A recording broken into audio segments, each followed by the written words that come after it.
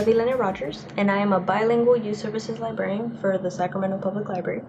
I have worked with diverse youth in both education and libraries for almost 7 years, and my work has focused on improving library services and programs for all youth, but I specialize in working with the Spanish-speaking community.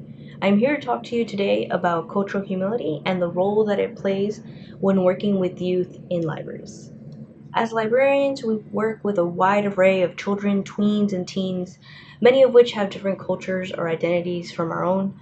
In this line of work, we constantly strive for cultural competence to better serve our communities. But what happens when cultural competency falls short?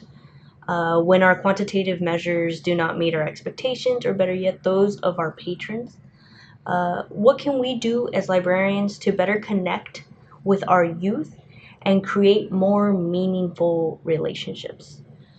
This is where cultural humility comes in, to help us better understand our role as librarians with youth and also to better understand our communities themselves.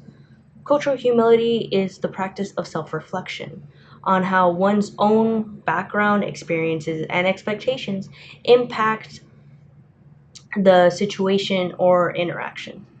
It is also understanding that everyone is an expert on their own identity and that an individual's background cannot be assumed. It is the recognition of power imbalances, but also the desire to fix those power imbalances. But most importantly, it is a lifelong practice. Cultural humility is necessary for providing equitable and inclusive library services for youth because it holds us as an organization, as a profession, as a person accountable for what our libraries deliver.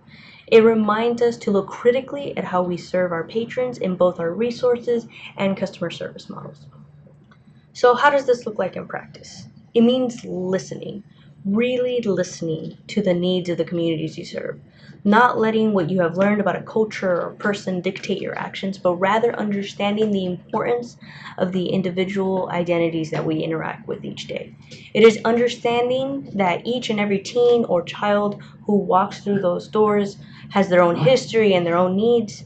It is critically evaluating the programs and services you offer and evaluating their cultural relevance and developing partnerships with people or groups that advocate for the needs of others.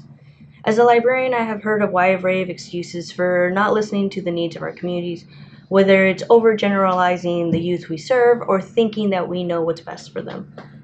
These are notions that can be dealt with when we practice cultural humility, and it will lead to a better understanding of libraries and the communities we serve. Thank you very much.